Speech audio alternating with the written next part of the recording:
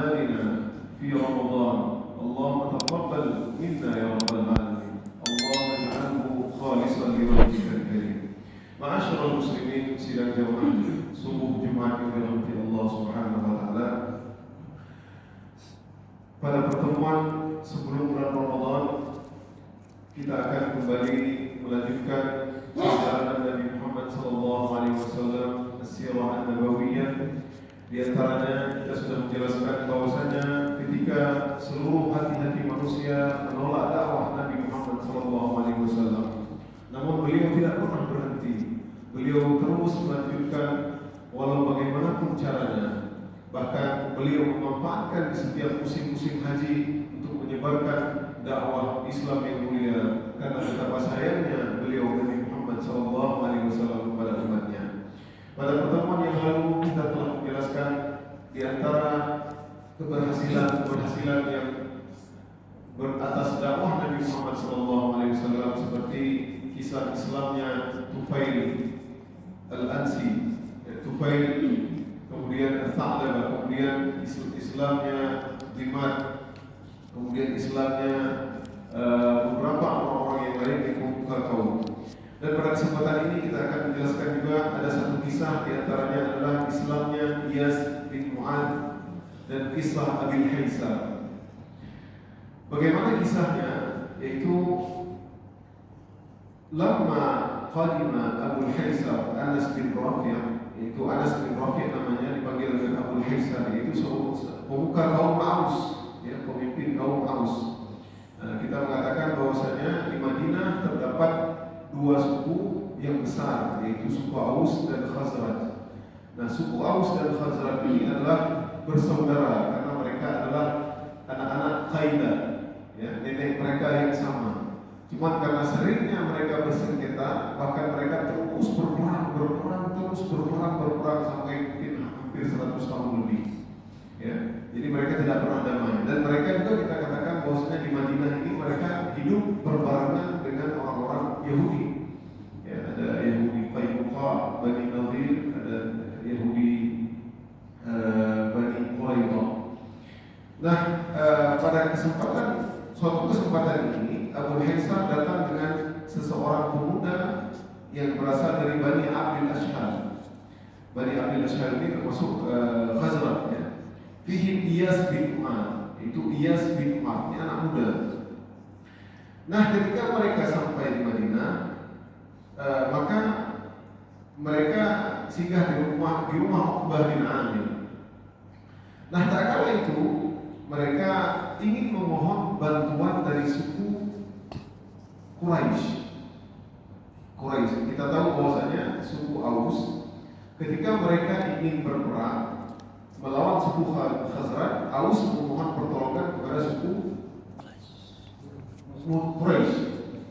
Sedangkan suku Khazraj, mereka halif mereka ataupun teman mereka adalah orang Yahudi. Nah, jadi setiap kali mereka berperang, sekutu orang-orang Aus adalah orang musyrikin Arab atau Quraisy. Orang Khazraj adalah orang-orang Yahudi. Nah, mereka ingin meminta tolong, mungkin hal dalam peperangan mereka. Maka tak kala itu Rasulullah SAW mendatangi mereka.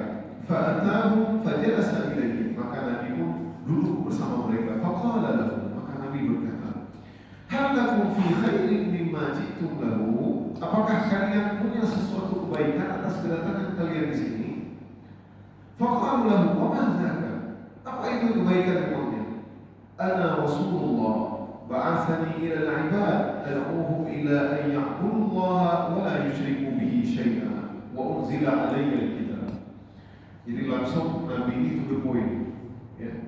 Jadi ini luar biasa hari ini. Kalau ada kita yang melihat orang-orang kafir langsung to the point, langsung tauhid. Kamu percaya enggak Tuhan satu? Kamu percaya enggak? Ini penting hari ini. Ini salah satu metode dakwah Nabi Muhammad SAW. Saya adalah Rasulullah. Saya diutus kepada seluruh manusia untuk menyeru mereka untuk menyembah Allah dan tidak mempersekutukannya, dan diturunkan bagi saya Alkitab, yaitu Al-Quran. Kemudian Rasulullah SAW menyebutkan mereka tentang Islam, wa tala alaihimul Quran, dan membaca Al-Quran.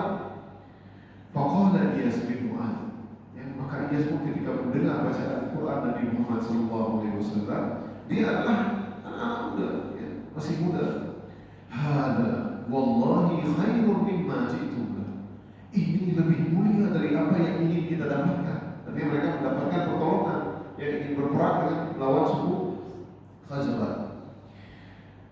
Qala fa akhadha Abu al-Haysar Anas bin Rafi' hufnah min turab al-Butha fa duriba biha wajhu Iyas bin Mu'adz. Maka ketika melihat si Iyas bin Mu'adz ini, dia seolah-olah menyanjung ataupun mengiyakan dakwah daripada Nabi Muhammad SAW, maka Abu al-Haysar tersebut membuka kaus. Dia mengambil segenggam pasir melemparkan ke wajah Iyas. Da'na minka, tinggalkan kami. Fal'umri laqad ji'na li ghairi hadha. Maka sungguh Iyas, kita datang ini bukan maksud untuk ini. Kita datang ini untuk memohon sekutu kita Quraisy untuk bersama kita melawan Khazraj. Jadi lempar pasir kepada takut. Karena kenapa? Nabi SAW ketika di waktu-waktu tersebut, ya, di tahun 6-7 kenabian, 8 kenabian, itu sudah disebut-sebutkan bahwasanya siapapun yang datang ke kota Mekah, ihzar ulama Quraisy, hati-hati dengan pemuda Quraisy, la yaftinu, jangan sampai dia memfitnah kalian, jangan sampai kalian terfitnah agama kalian sehingga kalian nanti bernasib seperti kami.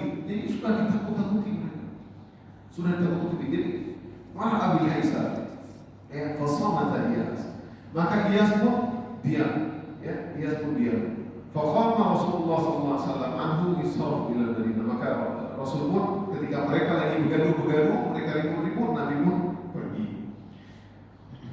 Ya, wa kana waqa'at Mu'adz bainal Aws wal Khazraj. Kemudian setelah itu terjadilah perang Mu'adz. Ini adalah perang yang dikenal dengan perang besar-besaran, hancur-hancuran. Setelah ini tidak ada lagi perang antara Aws dan Khazraj. Dan mereka setelah nanti kedatangan Nabi Muhammad SAW menjadi Al-Ansar, kaum Ansar. Hadirin yang dirahmati Allah Subhanahu wa taala, di antara para ulama menyebutkan inilah faedah di antaranya kenapa kita pentingnya menyebut tauhid sekarang. Terutama untuk tetangga-tetangga kita yang non-muslim. Ya. Jadi misalkan kita pergi pesawat, naik pesawat ataupun kemana, ya, mungkin bisa langsung kepada siapa tahu apa yang kita sampaikan itu masuk di hati mereka. Lihatlah bagaimana kisah Mu'adz. Maka dikatakan dalam kitab sirah, "Tsumma lam yalbath Iyas bin Mu'adz an halak." Tidak lamalah kemudian Iyas pun meninggal dunia di perang Mu'adz. Maka digambarkan yang hadir bersamanya tak kalah perang tersebut, lam yazalu yasma'unahu yuhallilullah ta'ala wa yukabbiruhu wa yusabbihu hatta. Jadi dalam perang tersebut dia terus mengatakan la ilaha illallah, Allahu Akbar, Subhanallah, hatta mata, sampai dia meninggal dunia. Ini masuk Islamnya. Tapi waktu itu dia, tidak sedikit dakwah Nabi dia kena di hatinya ketika Nabi SAW membaca Al-Quran. Saya ingat hadirin dulu ketika kita awal-awal MTQ di Palu ya, tahun 2000 dari provinsi Aceh dan Gorontalo Selatan. Orang bulan berkata, ya, ketika kita jamaah kontingen dari Aceh baca Al-Quran, mereka ini apa ya? Lihat Al-Quran, bisa baca.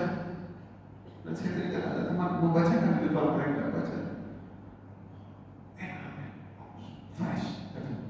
Jadi siapa tahu nanti dia pergi gara-gara kita sumber dia masuk Islam. Tepat indahnya semua amalan dia. Kita lihat bagaimana ya. Hatta mata sampai dia ternyata dia masuk Islam.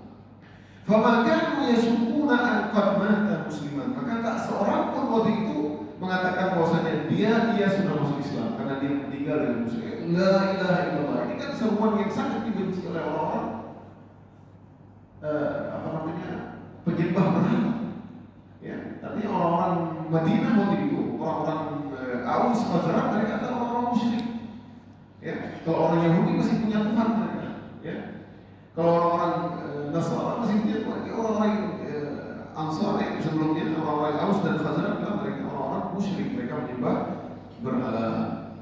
Itulah kisah Iyas bin Mu'adz. Nah, bagaimana kisah tentang Yaum Mu'adz? Setelah itu terjadilah perang yang dinamakan dengan perang Mu'az. Perang Mu'az ini hadirin yang dirahmati Allah Subhanahu wa taala terjadi di suatu tempat yaitu dekat Hisn, ya, di dekat daerah Bani Quraidah, di perkampungan Yahudi, ya. Daerah kiblat daripada orang-orang muslim. Karena yaum Mu'az yauman, kata dalam hadis Nabi SAW, adalah hari Mu'az tersebut, peperangan Mu'az tersebut adalah peperangan di mana Allah ingin mengangkat Islam. Nah, ini adalah faedah. Kenapa nanti bagaimana Islam itu mudah diterima di Madinah? Karena di antaranya adalah mereka sudah letih, sudah lelah dengan peperangan. Ratusan tahun perang saudara terus. Ya, ibaratnya kita perang Aceh besar, Aceh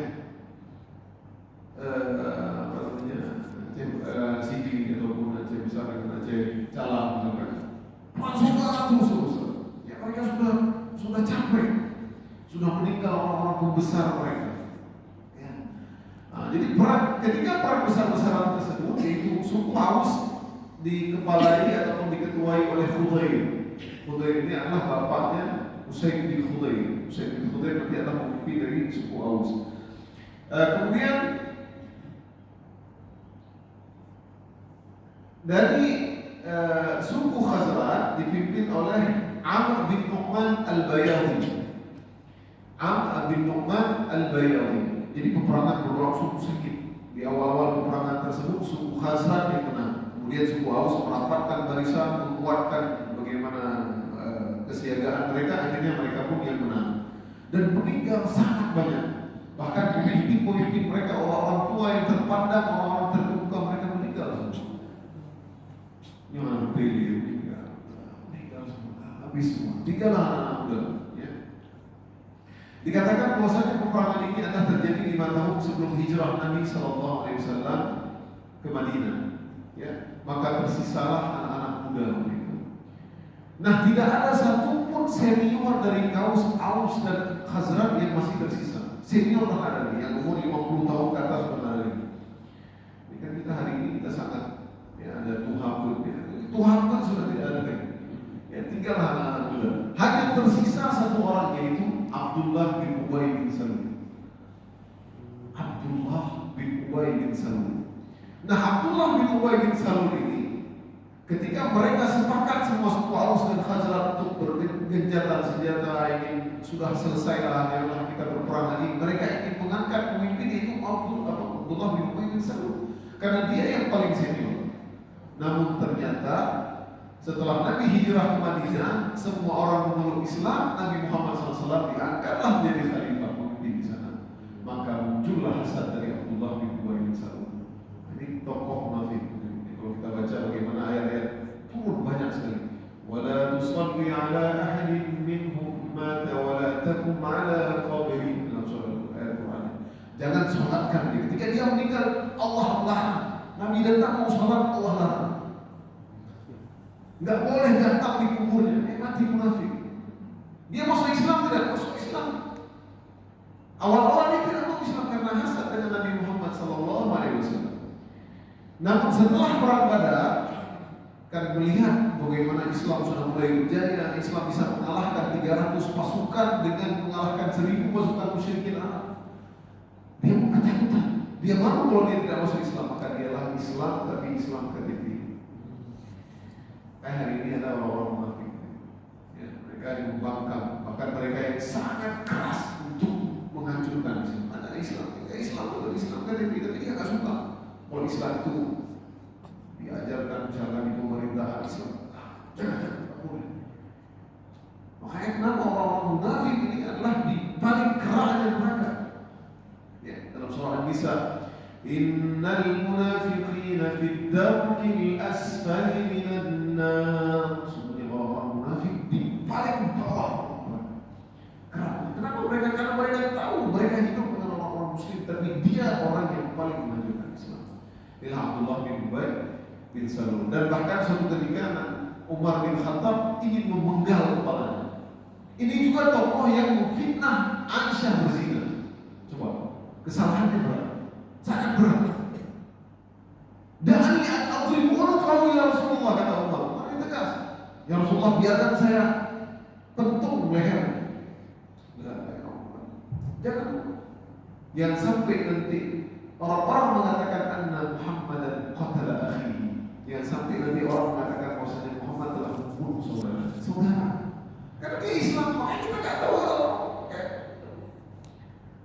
hari ini ada orang yang kata fatwa ulama halal darah di Islam, tapi mungkin sudah mengelabui Islam, mengatakan Quran tidak betul, Quran yang betul ada di Quran di Irak misalkan yang 60 juz, kita baca di kesimpulan ataupun dikatakan wahyu itu salah, wahyu itu sebenarnya turun ke Ali bukan ke Muhammad.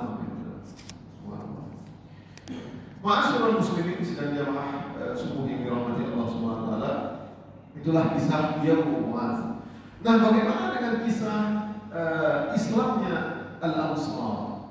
Nah, bagaimana Islamnya orang-orang Madinah? Kita katakan tadi mereka sudah capek dengan peperangan mereka, maka falamma aradallahu azza wa jalla izhar dini wa izaz nabi, ketika Allah ingin menguatkan Islam ini, ingin meneguhkan nabinya, maka suatu ketika di musim haji, kita katakan orang-orang Madinah, orang-orang dari suku-suku yang lain juga, mereka ikut berhaji. Kita sudah sampaikan di awal-awal pertemuan yang lalu, mereka berhaji, iya berhaji, tapi haji mereka tercampur dengan kesyirikan. Kita katakan ya, ketika awal-awal dulu pengajian sirah, orang-orang yang tak punya baju, mereka bahkan berhaji dengan tanpa pakai baju, ya, bugil mereka, ya, tidak pakai baju, ya. Dan orang-orang musyrik kita ini mereka mencampur-campur dengan kesyirikan mereka, karena di Ka'bah itu banyak berhala-berhala di dalam Ka'bah. Maka suatu ketika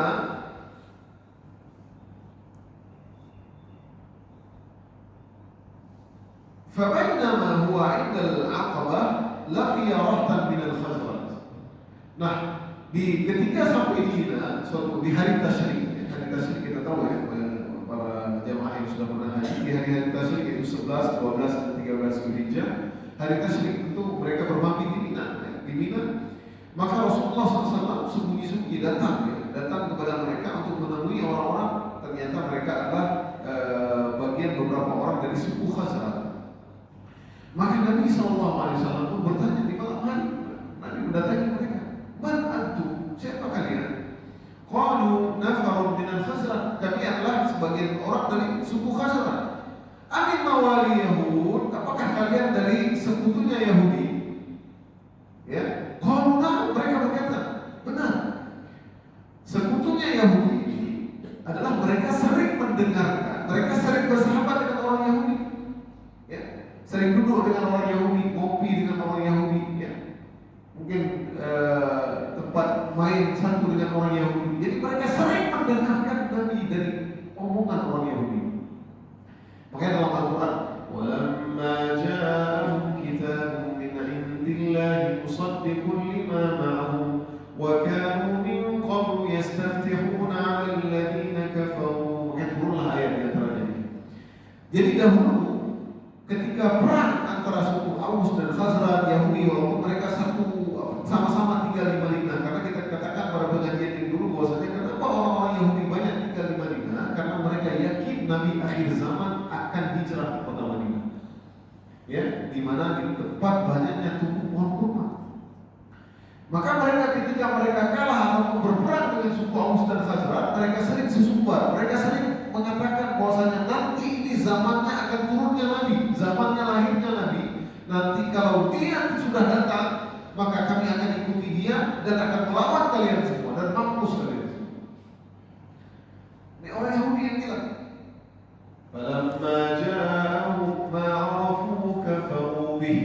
Maka tak kalah mereka tahu Nabi datang, mereka tidak beriman ternyata. Ini luar biasa. Ya. Makanya orang-orang Yahudi adalah orang-orang yang dilaknat dan maghdubi alaihim.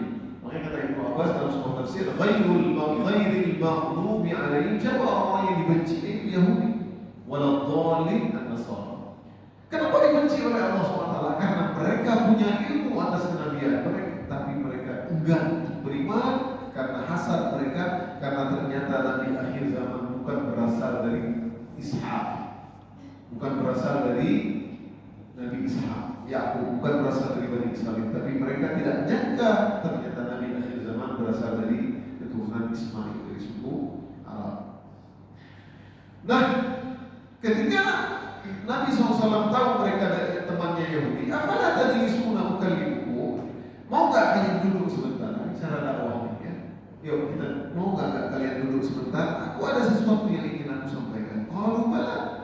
Maka mereka berkata, "Oke." Fajalasu ma'hum fada'ahum ila Allah azza wa jalla wa urid alaihi Islam wa tala'an alaihi al-Quran. Jadi Rasulullah sama seperti tadi metodenya, mengajak kepada Islam agama yang benar, menyembah Allah yang satu, tidak boleh minuman keras, apa yang bagus-bagus.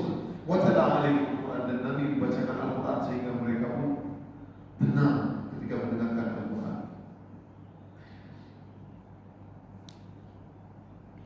Maka ternyata setelah Nabi sampaikan Islam kepada mereka, maka mereka pun menerima ajaran Islam tersebut. Ini sebagian orang-orang Khazraj, ya. Di antara mereka adalah As'ad bin Zurarah, ya. Kemudian ada Auf bin Harith, kemudian As'ad bin Zurarah, ada 6 orang, ya. Di antaranya ada 6 orang yang datang ketika bertemu dengan Nabi SAW. Wa qad amanu wa saddaqu, maka mereka pun telah beriman dan wasaddaqu. Maka akhirnya Islam sudah mulai menjadi buah bibir di Madinah. Ini sudah tidak ada satu rumah pun melainkan mereka sudah mendengar tentang Nabi Muhammad SAW. Mereka dengar ada Nabi, mereka mendengar ada Nabi Muhammad SAW, seperti itu. Ya, jadi mereka mendengar. Nah, oleh karenanya setelah itu muncullah yang namanya perjanjian Al-Aqabah Al-Ula, Bai'atul Aqabah. Ya, maka dalam kitab Abu Ais Al-Hanafi disebutkan wa arba'un minan nisa'i wal bai'atul ula ma'a 12 min ahli Thayyibah kama qad dzukira, ya. Nah, jadi awal-awal 12 orang mereka datang dari Madinah. Wa ba'da 52 ata 70 fil mawsim hadha thabata min Thaybatin fabay'u thumma hajar Makkah yawm itsnain min syahri Safar. Ya, jadi Nabi ada bai'atul ula, bai'atul aqabah ula pertama, bai'at pertama yaitu dihadiri oleh 12 orang. Kemudian ada ketika Nabi berusia di 11 kenabian ataupun di usia Nabi SAW 52 tahun, artinya sekitar 1 tahun lagi Nabi hijrah, maka datanglah 70 ataupun dalam kitab sirah disebutkan 73 orang dari suku Aus dan Khazraj minta untuk bai'atul aqabah kedua. Ya, bai'at kedua min Thaybatin dari Madinah, thumma hajar. Kemudian Nabi SAW pun pergi hijrah ke Mekah yaumul itsnain min syahri Safar, pada bulan Safar, pada hari Senin. Bagaimana kisah Al-Aqabah Al-Ula? Yaitu seperti yang kita sebutkan bahwasanya datanglah mereka rijal Aqabah Ula, yaitu mereka adalah orang-orang yang 12 orang, ya, daripada suku Aus dan Khazraj. Mereka meminta, dan Nabi SAW meminta mereka untuk membaiat Nabi Muhammad SAW. Jadi mereka dibaiat seperti baiat An-Nisa. Ya, kalau kita baca dalam juz amma itu ada surah Al-Mumtahanah, ya. Di antaranya adalah baiat Nisa. Apa isinya? Ala alla nusyrika billahi syai'an. Mereka jangan mempersekutukan Allah, wala nasri, jangan mencuri, wala nazni, jangan berzina, wala naqtul auladana, tidak boleh membunuh anak-anaknya, ya, karena zaman dahulu ada orang yang membunuh anak-anak, terutama anak-anak perempuan, ya, karena mereka malu. Seorang yang dilahirkan anak perempuan mungkin malu, ya, ataupun dia merasa kehinaan, maka dibunuh hanya anak tersebut. Ataupun mereka bernazar, ya, maka di zaman jahiliyah kalau punya 10 anak laki-laki, dia nazar satu disembelih, kan sangat kebodohan. Wala na'ti bi buhtani naftarinahu baina aydina wa arjul. Janganlah mendatangkan dusta, perkataan dusta, dan tidak mendustai Allah dan Rasulnya, ya. Fa in wafaitum falakumul jannah. Jadi Nabi enggak punya uang, enggak punya duit. Siapa yang masuk Islam, ya, yang baiat saya hari ini, yang menerima saya, maka bagi kalian surga. Jadi tiket Nabi surga. Ya. Kalau hari ini siapa yang datang ke sini, kita akan kasih duit semua 10 juta semua. Nah, itu marah tadi. Ya, Nabi enggak punya apa-apa. Fa in wafaitum falakumul jannah. Kalau kalian mau mendengarku, membaiatku, maka bagi kalian surga. Wa in ghasyitum min dzalika syai'an. Kalau kalian tidak mau, ya terserah. Maka insya'a uzib wa insya'a ghufir. Kalau Allah ingin mengazab, maka Allah ingin mengampun, maka Allah ampunkan. Maka mereka pun semua membaiat Nabi Muhammad SAW 12 orang itu. Mereka datang ya, dan Nabi SAW bertemu dengan mereka. Ya, mereka ingin membaiat. Ini sudah mulai Islam di Madinah. Karena apa? Makanya kita katakan bahwasanya mereka ini orang-orang Madinah ini kenapa mudah masuk Islam? Karena mereka aslinya adalah orang-orang ahli Yaman. Nah, orang-orang Yaman itu sendiri.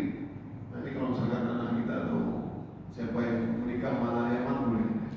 Karena Nabi SAW qad ja'akum ahli Yaman, kata Nabi SAW, telah datang bagi kalian orang ahli Yaman. Hum araku fu'adan wa aliyanu qalban. Mereka adalah orang yang sangat araku qalban, bagah cepat, istilahnya iba, ya, wa aliyanu qalban, mereka lentut. Kalau kita marah dia ini cepat. Saya punya teman orang Yaman, subhanallah. Makanya ketika ngaji di Mesir itu kalau ada orang Yaman, saya sering bilang ahli Yaman dipuji. Ya kan Nabi-Nabi juga banyak dari Yaman, seperti Nabi Saleh, Syuaib, ya, mereka. Jadi mereka aslinya orang Yaman. Jadi mereka ini orangnya aslinya muda. Ya, coba kalau dakwahnya Abu Jahal, susah nih. Ya, orang tua mungkin sudah ditepeleng kan gitu orang seperti itu. Ya, enggak, mereka suka duduk cepat menerima Islam. Nah, ketika sudah mulai tampak Islam dan mereka membaiat Nabi SAW di bai'atul Aqabah ula, maka Nabi SAW mengirim delegasi, mengirim utusan. Nah, ini apa istilahnya kita hari ini ya? Menlu, bukan menlu, duta besar, ya, betul Pak. Masalahnya orang pemerintah. Mengirim duta besar pertama sekali yang Nabi SAW dikirim adalah Mus'ab bin Umair. Mus'ab bin Umair. Siapa Mus'ab bin Umair ini? Ya, di sini disebutkan bahwasanya Mus'ab ini adalah orang yang kana min jillati sahabat wa fudalaihim. Ya, dia adalah orang yang paling mulia di antara para sahabat. Itu termasuk orang sahabat yang paling mulia di awal-awal Islam. Hajara ila al-Habsyah fi awal man hajara ilaiha. Dia adalah termasuk orang yang ikut hijrah ke Habsyah juga, ke Ethiopia, ketemu dengan Raja Najasyi pada pertemuan yang lalu. Summa syahida Badr. Dia ikut perang Badar. Wa kana Mus'ab bin Umair fata Makkah syababan wa jamalan wa tihan. Ini Mus'ab ini orang yang ganteng, ya, mirip Nabi juga. Ya, seperti itu. Jadi ganteng, putih, ya, hidung mancung, keren. Ya, paling badan yang kekal, ya. Jadi sempurna. Jadi Nabi pintar mengirim duta besar. Ya. Nah, jadi seorang pemimpin, paling presiden misalkan hari ini kita katakan dia harus melihat ya, kalau ke Amerika ini dia dikirimnya yang agak lemah. Nah, kalau ke sini harus begitu, karena harus punya siasat seperti itu. Nah,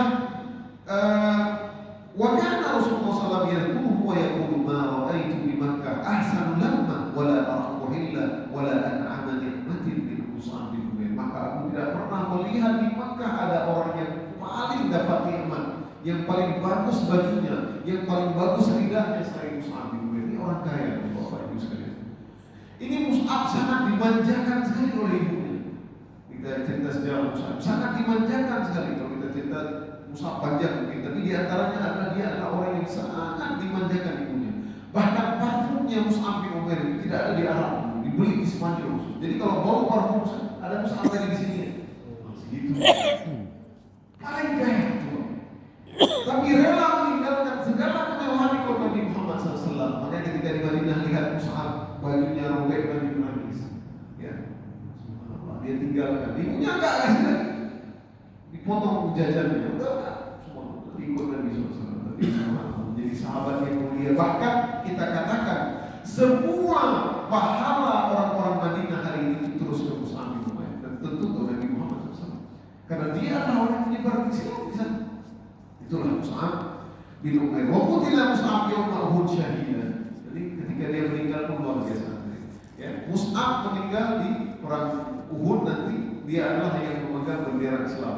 Dipotong tangan kanannya, pegang lagi tangan kiri. Potong tangan kiri, dipegang lagi. Sampai terpotong semua. Siapa yang seperti itu? Ya? Subhanallah, sahabat ridwanullah alaihi. Itulah Mus'ab bin Umair. Baik, insya Allah untuk pertemuan yang akan datang, insya Allah kita akan jelaskan nanti ada peristiwa bagaimana 12 orang ini pulang ke kota Madinah dan inilah sholat Jumat yang pertama kali mereka lakukan. Jadi mereka mendapat ya wejangan dari Nabi, nasihat dari Nabi Muhammad SAW dan nanti mereka kita akan jelaskan nanti bagaimana peristiwa Bai'atul Aqabah, yaitu membaiat Nabi SAW di kali yang kedua yang dihadiri oleh 73 orang, dan ini merupakan tanda awal-awal daripada Nabi SAW diterima di Madinah dan Nabi nanti menjadi kota Madinah adalah kotanya Nabi, bahkan di sana pun Nabi SAW wafat dan tinggal bersama mereka. Aku qouli hadza wa astaghfirullah li wa lakum. Allahumma inna ala dzikrika wa syukrika wa husni ibadatik. Allahumma rzuqna hubba nabiyyika ya rabbal alamin. Allahumma rzuqna, Allahumma inna, Allahumma ijma'na ma'an nabiyyi wa syuhada wa salihin wa hasuna ulaika rafiqa. Demikianlah hadirin kajian sirah nabawiyah, lebih dan kurang minta maaf. Aku qouli hadza subhanakallahumma wa bihamdik asyhadu an la ilaha illa anta astaghfiruka wa atubu ilaik. Assalamualaikum warahmatullahi